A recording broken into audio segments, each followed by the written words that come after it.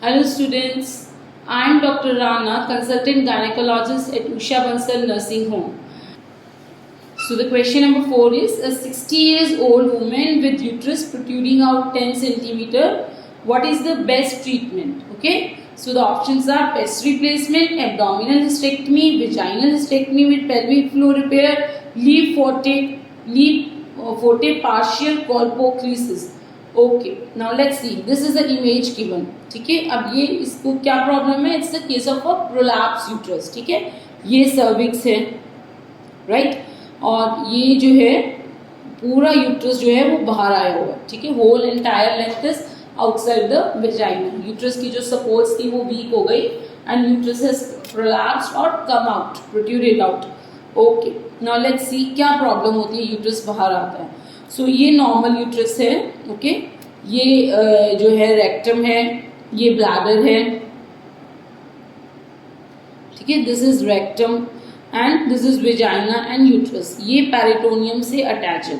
अब ये यूट्रस जब प्रोलैप्स किया, प्रोलैप्स मीन्स नीचे आया. ओके, ये जो है यूट्रस जब नीचे आया तो इसके साथ साथ ये वेजाइनल वॉल जो ऐसे स्ट्रेट होती है, ये वेजाइनल वॉल जो है ढीली पड़ जाती है जब यूट्रस नीचे आता है.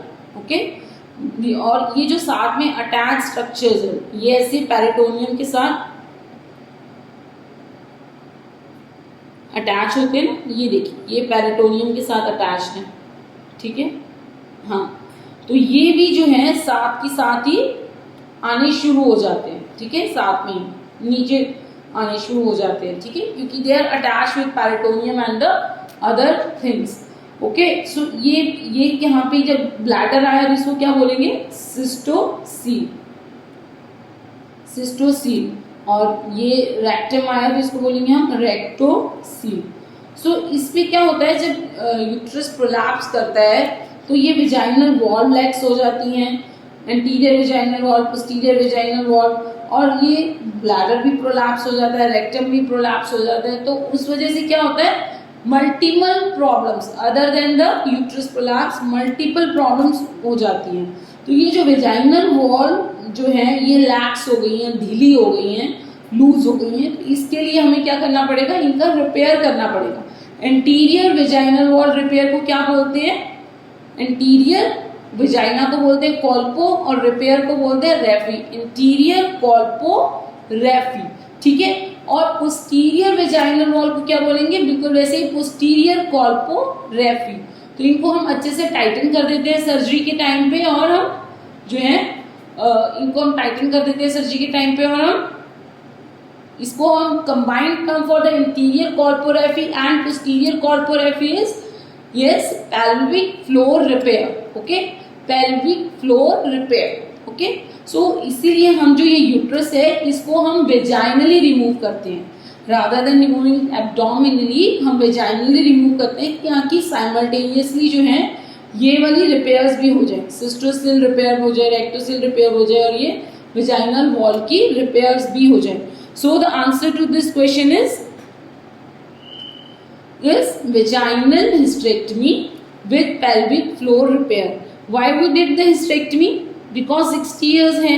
अब यूट्रस तो ऐसे ही प्रोलैप्स होता रहेगा ना, ठीक नहीं होएगा, तो दैट इज वाई ये हमने पूरी हिस्टेरेक्टमी कर दी और हमने ये वॉल्ट बना लिया. ठीक है, so this is a vault, और हमने ये जो वेजाइनल वॉल्स हैं इनको भी हमने टाइट कर दिया. और ये so now this is this पूरी रिपेयर होने के बाद, इंटीरियर कॉल्पोरेफी, पोस्टीरियर कॉल्पोरेफी होने के बाद ये एक अच्छी सी जो है वॉल्ट बन गया है, और सिस्टोसिल रेक्टोसिल भी रिपेयर हो गई हैं. So the option to the answer is vaginal hysterectomy with pelvic floor repair. और पेल्विक फ्लोर रिपेयर और क्या बोलते हैं, interior colporrhaphy and posterior colporrhaphy. Okay, अब डिफरेंट और कौन सी कंडीशंस में क्या क्या करते हैं. ठीक है, 60 इयर्स ओल्ड फीमेल में तो हमने vaginal hysterectomy with pelvic floor repair कर दिया. इसको हम बोलते हैं वॉर्ड मायो ऑपरेशन भी बोलते हैं. ठीक है, वॉर्ड मायो ऑपरेशन भी बोलते हैं. ठीक है, अब और क्या क्या कर सकते हैं हम पेशेंट्स के लिए. अगर कोई फीमेल है जिसकी फैमिली कंप्लीट हो गई है, ठीक है, और उसको प्रोलैप्स हो रहा है एंड उसकी एज कम है, 35, 36, 37 है, अभी उसने हिस्टेक्टमी नहीं करवानी है, तो how we can help that female?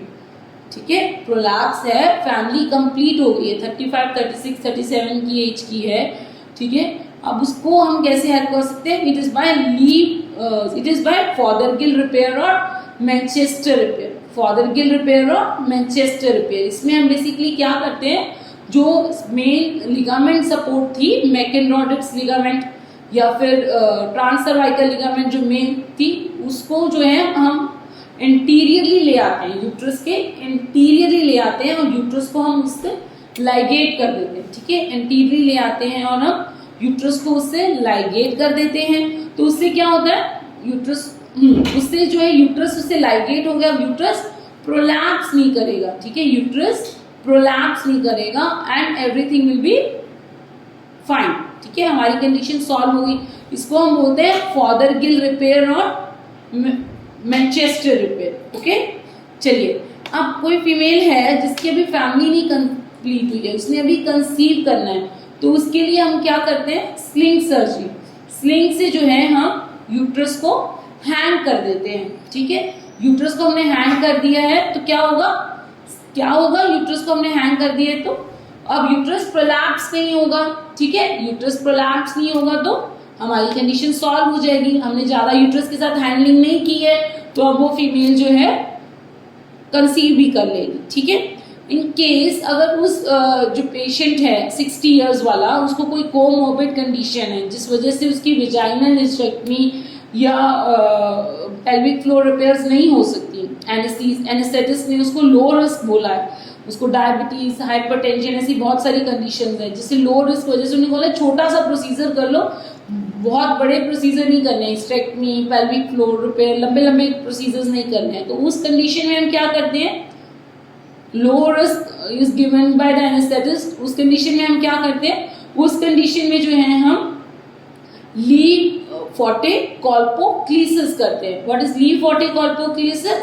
Anterior और पोस्टीरियर वेजाइनल वॉल को हम फ्यूज कर देते हैं। ठीक है, छोटा सा प्रोसीजर है, एंटीरियर और पोस्टीरियर वेजाइनल वॉल को हमने फ्यूज कर दिया। ठीक है, एंटीरियर और पोस्टीरियर वेजाइनल, अब दोनों फ्यूज हो गए तो यूट्रस अब प्रोलैप्स होके नीचे नहीं आ सकता है। ठीक है, यूट्रस प्रोलैप्स होके नीचे नहीं आ सकता है। ठीक है, तो हमारी कंडीशन सॉल्व हो गई। ठीक है, अब लास्ट है कि एनेस्थेटिक फिटनेस को उसे हाई रिस्क लेबल कर दिए गए, we can not do even a small procedure.